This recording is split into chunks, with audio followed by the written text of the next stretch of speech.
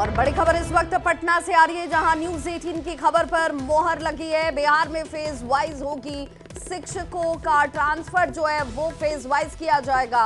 पहले फेज में गंभीर बीमारी से ग्रसित शिक्षकों का ट्रांसफर होगा। दूसरे फेज में पति पत्नी के पदस्थापन के आधार पर ये ट्रांसफर किए जाएंगे और तीसरे चरण में दूरी के आधार पर महिला टीचर का ऐच्छिक ट्रांसफर किया जाएगा। साथ ही साथ चौथे फेज में पुरुष शिक्षकों का दूरी के आधार पर यह ऐच्छिक ट्रांसफर होगा। फेज वाइज आवेदन की फिर से होगी जो स्क्रूटनी है वो प्रक्रिया एक बार फिर से होगी, यानी कि जिन 4 फेजों में ये अब आपको पोस्टिंग दी जाएगी उसमें भी आधार तय कर दिए गए हैं। साथ ही साथ फेज वाइज आवेदन की स्क्रूटनी की जाएगी। अभ्यावेदन की स्क्रूटनी के लिए 16 पदाधिकारियों की प्रतिनियुक्ति तक कर दी गई है। इस आवेदन की स्क्रूटनी में डेटा ऑपरेटर नहीं करेंगे किसी तरह का कोई सहयोग। ट्रांसफर की जानकारी इस शिक्षा कोष पर ही प्राप्त हो सकेगी। एसएमएस और टेलीफोन से कोई जानकारी नहीं मिलने वाली है।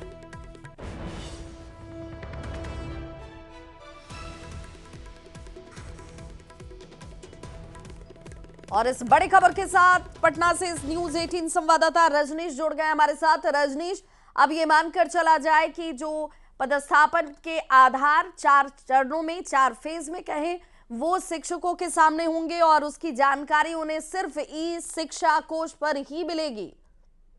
बिल्कुल विभा, देखिए न्यूज 18 की खबर पर मोहर लगी है और लगातार ट्रांसफर पोस्टिंग से जुड़ी हुई खबरों को जो हम लोग अपडेट कर रहे हैं उस खबर पर मोहर भी लग रही है। और बता दें आपको कि बिहार में अब फेज वाइज जो टीचर हैं उनका ट्रांसफर होगा, जिसमें सक्षमता पास यानी जो विशिष्ट टीचर हैं और इसके साथ साथ जो बीपीएससी वाले टीचर हैं, टीआरई 1, 2 वाले और पुराने टीचर हैं, उनसे जो एप्लीकेशन लिए गए थे लगभग 1,90,000 आवेदन शिक्षा विभाग को मिला था, जिसमें संभव नहीं है सभी का एक साथ ट्रांसफर करना। तो शिक्षा विभाग ने फेज वाइज ट्रांसफर करने की तैयारी की है और जिसको लेकर 16 सदस्यीय अधिकारियों की टीम बनाई गई है।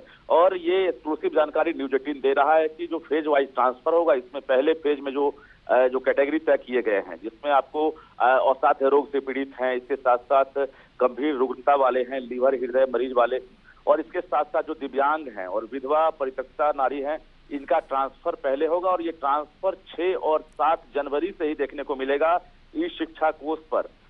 टीचर आईडी से सभी लॉगिन करेंगे जो इस कैटेगरी के होंगे और उन्हें ये सूचना मिल जाएगी कि उनका ट्रांसफर कहाँ किया गया है। तो कुल मिलाकर जो अभ्यावेदन मांगे गए थे उन अभ्यावेदन पर अब आज से एक्शन शुरू हो गया है। तमाम जो 16 सदस्यीय अधिकारी हैं वो अब फाइनल रूप से स्क्रूटनी कर रहे हैं और जैसे जैसे स्क्रूटनी की जाएगी उसके बाद जो है उन्हें ट्रांसफर का लाभ मिलेगा। और दूसरे फेज में जो पति पत्नी के आधार पर जो ट्रांसफर होना है उनका ट्रांसफर होगा। और कहा जा रहा है कि 3 फेज तक एकदम हर हाल में इसी महीने में जनवरी में ट्रांसफर तय है, जिसमें लगभग कहा जाए तो 30 से 40 हजार टीचर को इस बार लाभ मिलने वाला है। ये अंदाजा लगाया गया है जो आवेदन की स्क्रूटनी हो रही है उसके आधार पर, चूंकि रिक्तियों के आधार पर ट्रांसफर होना है और विषयवार जिलावार रिक्तियां जो है शिक्षा विभाग उस पर मंथन करने में जुट गया है। और कुल मिलाकर जनवरी महीने में ही तमाम एक्शन देखने को मिलेगा। हालांकि पुरुष टीचर जो हैं उन्हें चौथे फेज में ट्रांसफर का लाभ मिलेगा और ये जनवरी महीने में संभव नहीं दिख रहा है, यानी फरवरी में इंटर और मैट्रिक की परीक्षा है जिसमें उनकी ड्यूटी लगी रहेगी।